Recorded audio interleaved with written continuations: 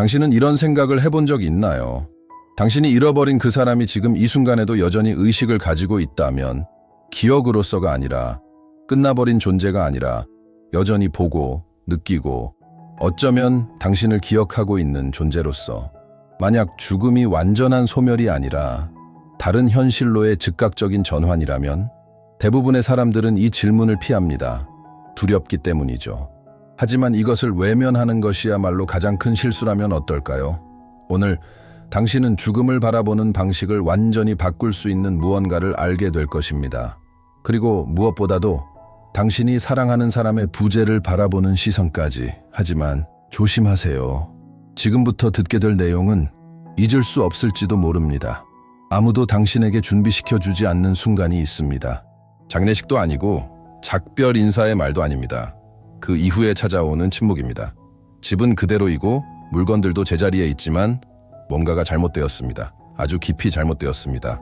그 사람이 앉아있던 의자는 이제 비어 있습니다. 목소리의 소리는 사라졌습니다. 그런데도 세상은 아무 일도 없었다는 듯 계속 돌아갑니다. 하지만 당신의 내면에서는 모든 것이 달라졌습니다. 가장 사소한 순간들 속에서 고통이 드러납니다. 더 이상 사용되지 않을 접시에서, 다시는 오지 않을 메시지에서, 무언가를 말하고 싶어지는 본능적인 순간에 이제는 그 말을 들을 사람이 없다는 것을 깨닫는 그 순간에서, 그리고 질문이 찾아옵니다. 부드럽게 오지 않습니다. 갑자기 밀려옵니다. 그 사람은 지금 어디에 있을까? 어쩌면 당신은 이미 이것을 무시하려고 했을지도 모릅니다. 주의를 돌리고 계속 살아가려 했을지도 모릅니다. 하지만 어떤 순간들, 특히 밤이 되면 이 질문은 더 강하게 돌아옵니다. 허락을 구하지 않습니다. 그 사람은 아직 존재할까요? 내가 여기서 그 사람을 생각하고 있다는 걸 알고 있을까요? 무언가를 느끼고 있을까요? 이 질문들은 약함이 아닙니다. 피할 수 없는 것입니다. 누군가가 떠날 때 사라지는 것은 존재만이 아닙니다. 확신도 함께 사라집니다. 그리고 확신이 사라지면 마음은 답을 찾기 시작합니다. 하지만 만약 당신이 항상 찾고 있던 그 답이 지금까지 들어온 것과 전혀 다른 것이라면 상실이 찾아온 이후 마음속에서 무언가가 변합니다. 그건 단순한 그리움이 아닙니다. 거의 통제할 수 없는 이해하려는 욕구입니다.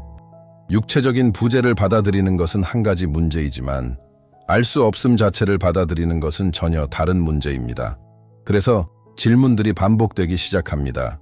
예고 없이 낮에 떠오르고 깊은 밤의 침묵 속에서 나타나며 무시하려 할수록 더 강하게 돌아옵니다. 죽음 이후에는 실제로 무엇이 일어나는 걸까?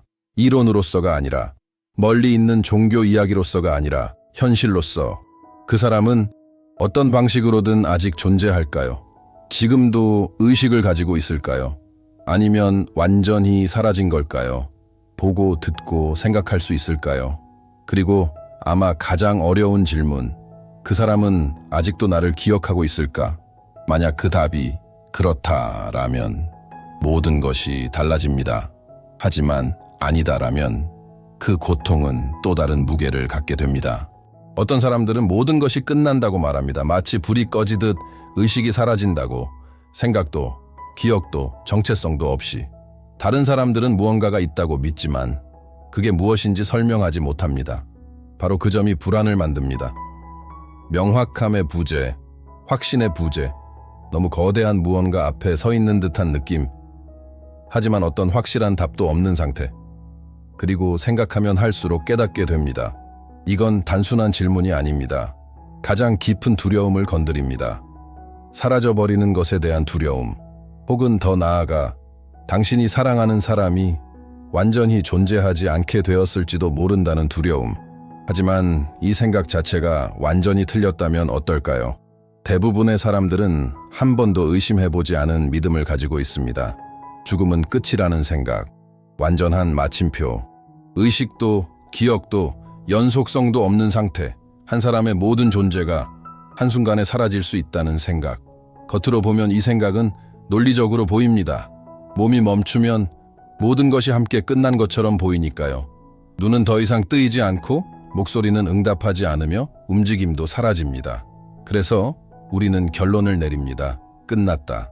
하지만 여기에는 문제가 있습니다.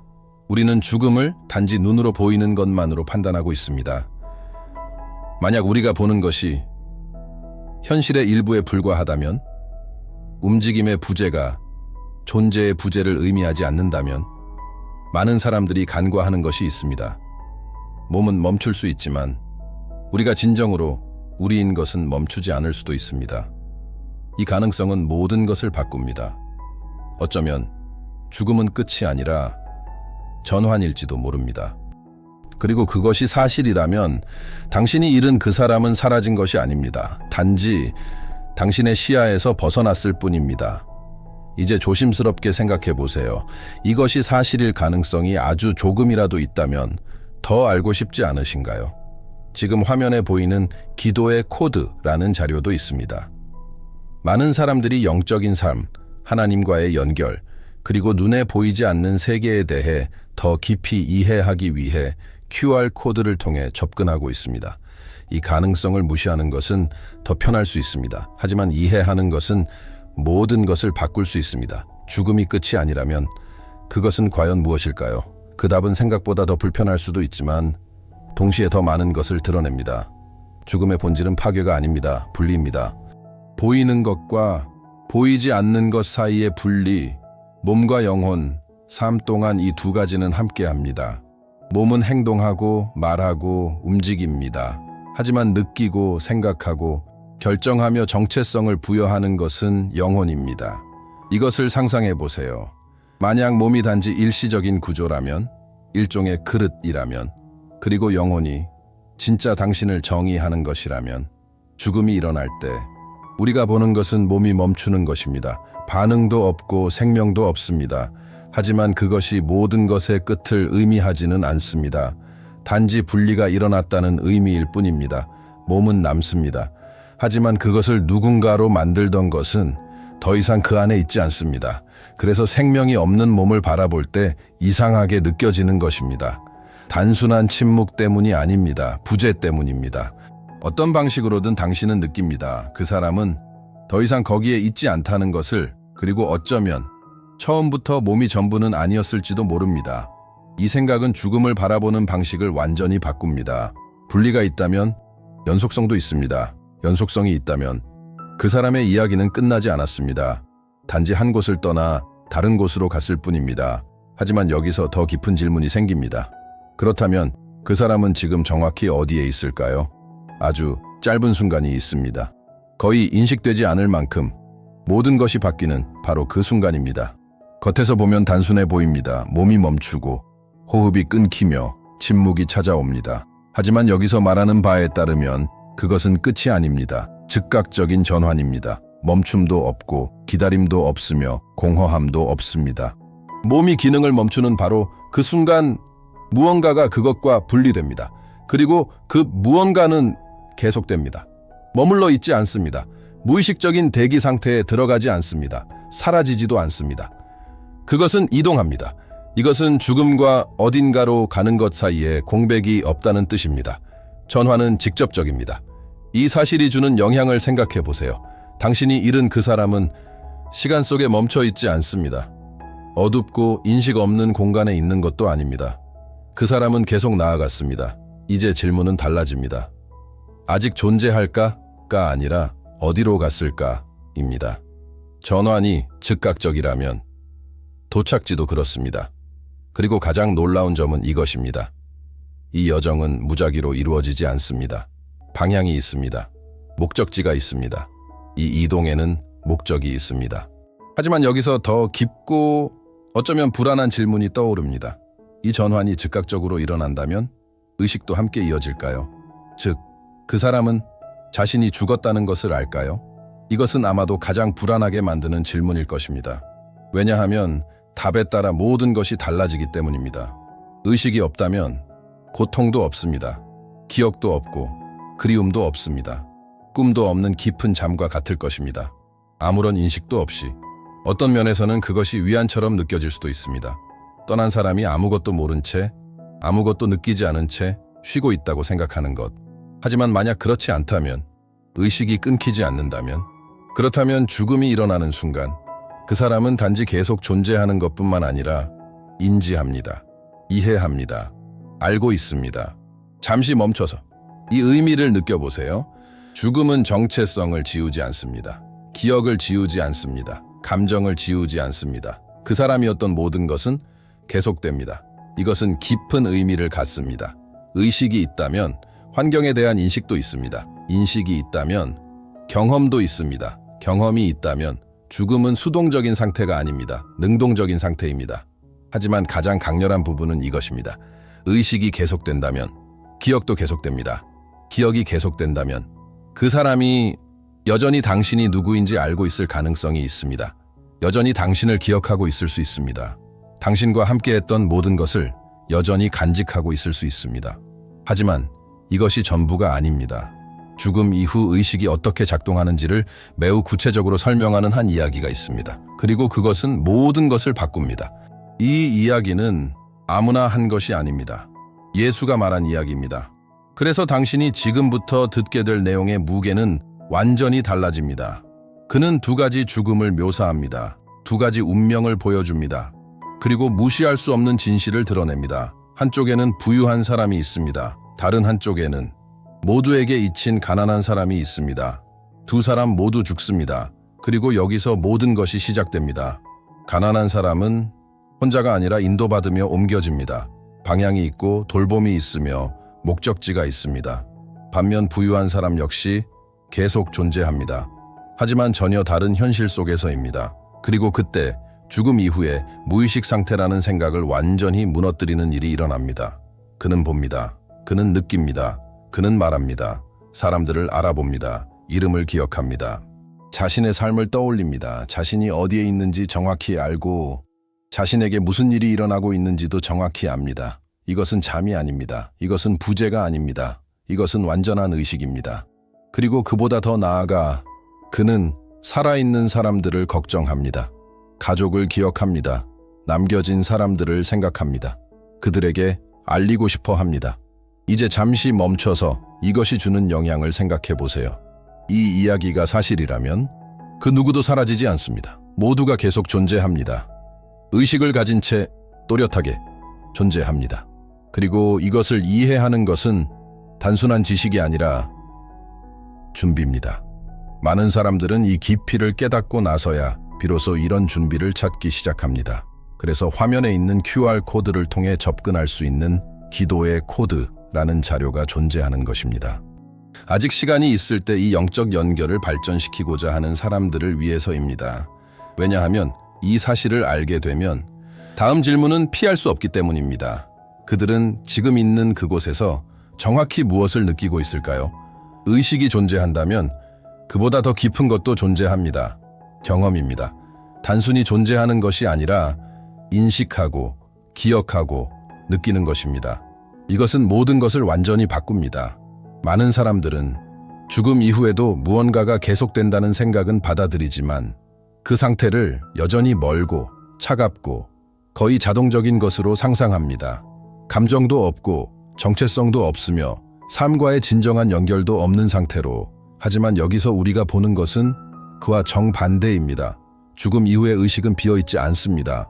그것은 그 사람이 생전에 지녔던 모든 것으로 가득 차 있습니다. 기억은 사라지지 않습니다. 관계는 지워지지 않습니다. 이야기는 삭제되지 않습니다. 그것들은 계속됩니다. 이것은 함께했던 순간들, 대화들, 나누었던 감정들, 그 어느 것도 사라지지 않는다는 것을 의미합니다. 이제 이것이 주는 무게를 생각해 보세요. 당신이 잃은 그 사람은 자신이 누구였는지를 잃지 않았습니다. 다른 존재가 된 것이 아닙니다. 모든 것이 잊혀지는 상태에 들어간 것도 아닙니다. 그는 여전히 그 사람입니다. 기억을 가진 채, 의식을 가진 채, 인식을 가진 채. 이것은 두 가지 반응을 불러옵니다. 어떤 사람들에게는 이것이 위로가 됩니다. 함께했던 사랑이 사라지지 않았다는 사실 때문입니다. 하지만 다른 사람들에게는 더 깊은 충격이 됩니다. 기억이 계속된다면 유대도 계속되기 때문입니다. 그리고 이것은 피할 수 없는 질문으로 이어집니다. 그들이 여전히 기억을 가지고 있다면 여전히 당신을 기억하고 있을까요? 이 질문은 가장 깊은 곳을 건드립니다. 왜냐하면 이것은 단순히 죽음에 관한 것이 아니라 유대에 관한 것이기 때문입니다. 당신이 누군가와 함께했던 모든 것이 당신의 기억 너머 어딘가에서도 여전히 존재하는지를 묻는 것입니다. 그들이 의식을 가지고 있고 기억을 유지하고 있다면 당신이 여전히 그들의 마음속에 존재할 가능성이 있습니다. 이제 이것을 차분히 생각해 보세요. 당신의 얼굴, 당신의 목소리, 함께했던 순간들, 그 어떤 것도 사소하지 않았습니다. 그 어떤 것도 버려지지 않았습니다. 의식이 계속된다면 그 기억들도 계속됩니다. 그리고 그것은 어떤 방식으로든 당신이 여전히 그 사람의 이야기 속에 존재한다는 것을 의미합니다. 하지만 여기서 가장 깊은 지점이 있습니다. 앞서 본 이야기에서 죽은 사람은 단순히 기억하고 있었던 것이 아닙니다. 그는 신경 쓰고 있었습니다. 걱정을 표현했습니다. 여전히 살아있는 사람들을 생각했습니다. 그들이 같은 길을 가지 않기를 간절히 바랐습니다. 이것은 단순한 기억이 아닙니다. 이것은 살아있는 감정입니다. 죽음 이후에도 계속되는 유대입니다. 이제 잠시 멈춰보세요. 이것이 사실이라면 당신과 그 사람 사이에 존재했던 사랑은 끝난 것이 아닙니다. 중단된 것이 아닙니다. 단지 다른 현실 속에서 계속되고 있을 뿐입니다. 하지만 이것은 동시에 책임도 가져옵니다.